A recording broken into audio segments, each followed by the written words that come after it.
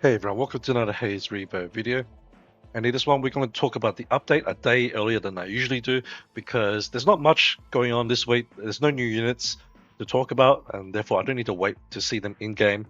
And I also wanted to put some time into doing the Gluttony boss tomorrow. So I want to save a bit of time, not having to deal with doing the update video on the same day.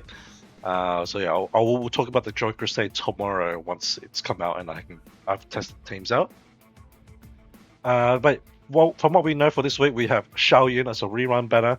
Now, for the current banners, we got Shaoyin. I actually forgot who we got, but like for the ones that we have at the moment, none of them are particularly worth pulling for because they're not. Actually, I think it was Valentine Chalisa. She's technically limited, so you could get her for that reason. But in general, I think it's better just to wait another week and see who comes out because I think.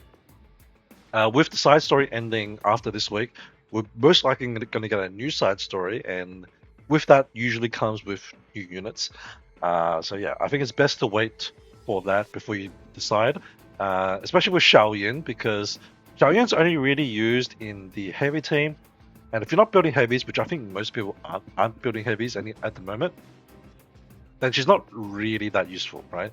So I would just hold off on that. Plus, she's not limited, so you can always pick her on the custom banner anyway. So I think it's a good time to save up more resources. Then we got some new skins. So we got Monica, Alita, and also Shaoyin. I guess that's why Shaoyin's getting reruns, getting a skin. The battle pass obviously is going to be paid, but you'll get the box, which will have the new skin in it as well. Then Monica and Alita will be paid skins, most likely. So yeah, you can check those out in game when they do come out. You can already see from the preview they're both pretty stacked. So if you're a Booper enjoyer, you'll probably like these skins. I think they've also released a teaser video on their Twitter, so you can check that out as well.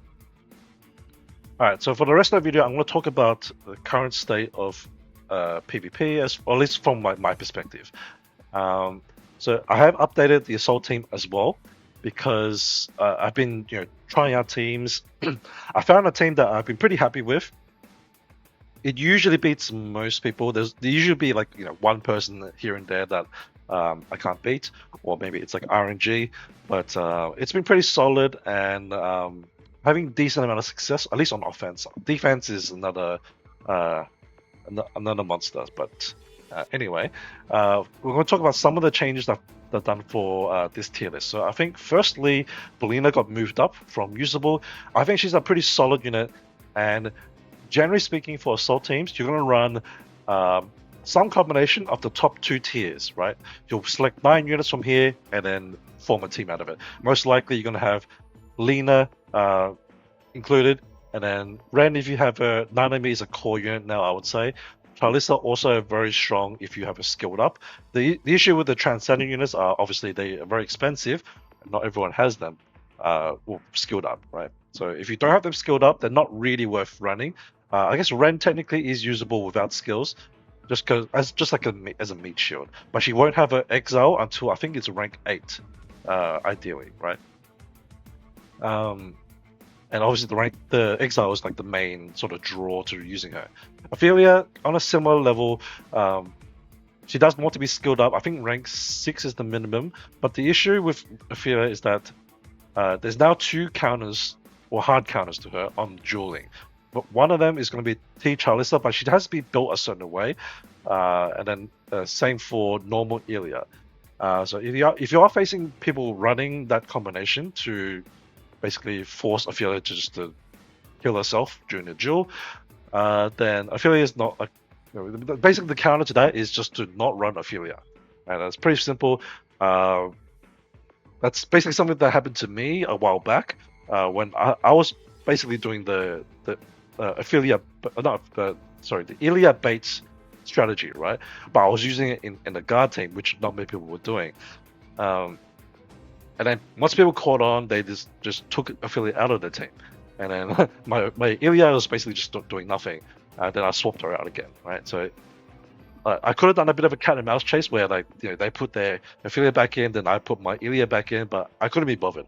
At some point, I just got lazy with PvP anyway, and I got I basically just became very casual with it.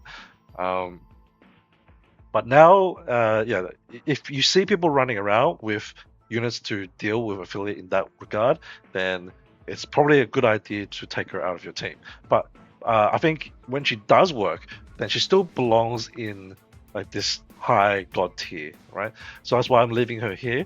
But just it's a bit of a caveat, right? So just make sure that you're wary of who you're versing and check your losses. And if people are, or if you're losing because people are like baiting your affiliate that way, then that's the indicator to swap her out. But otherwise, if she's working fine, other than that, then you can keep her in.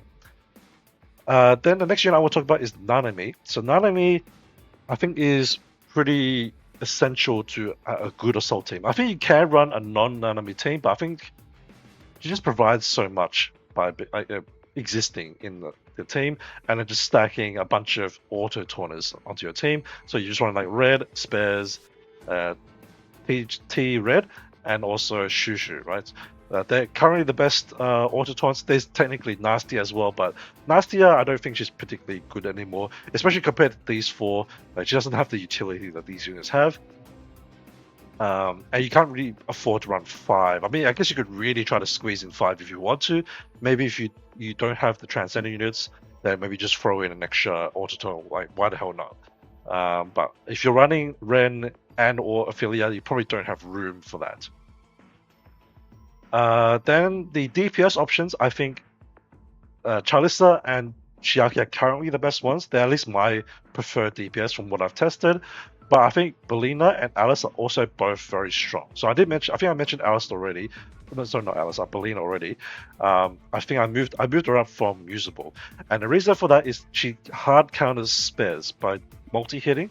So I think the way it works is your first hit will kill spares, because spares doesn't have a lot of HP. And then spares will gain her 2-hit invulnerability barrier.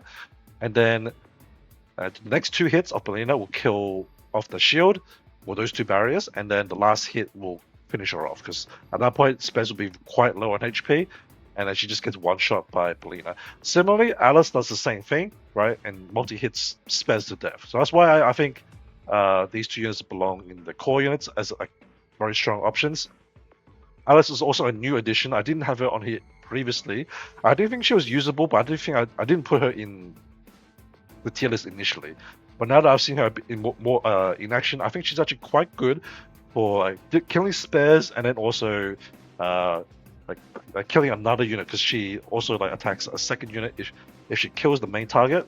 So she can pop 2 units in one go, which is pretty good.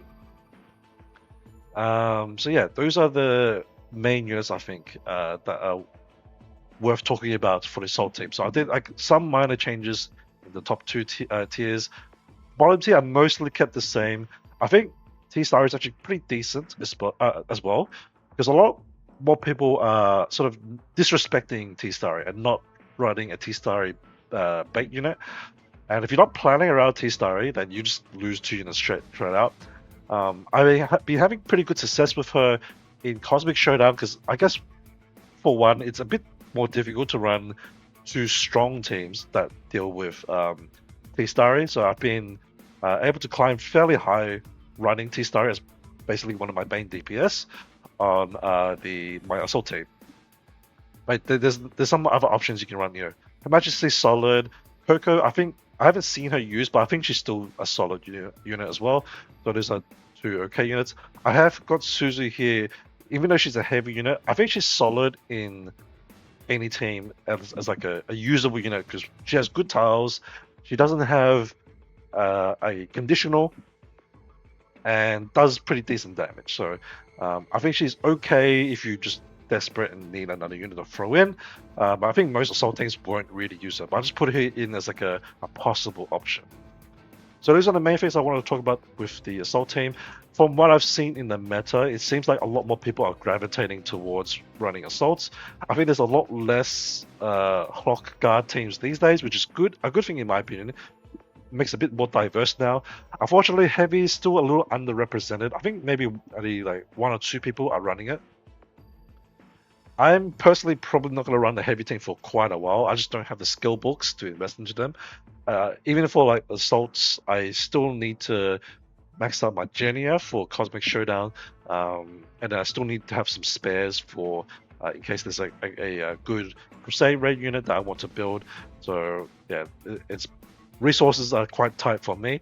So at the moment, I'm just focusing on guards and assaults, which is plenty enough to run Cosmic Showdown anyway, because you basically just need 2 solid teams, right? So anyway, that is it for this week. So I'll be back tomorrow with the Budget Crusade raid teams, hopefully. And yeah, good luck, and I'll see you in the next video. Bye bye.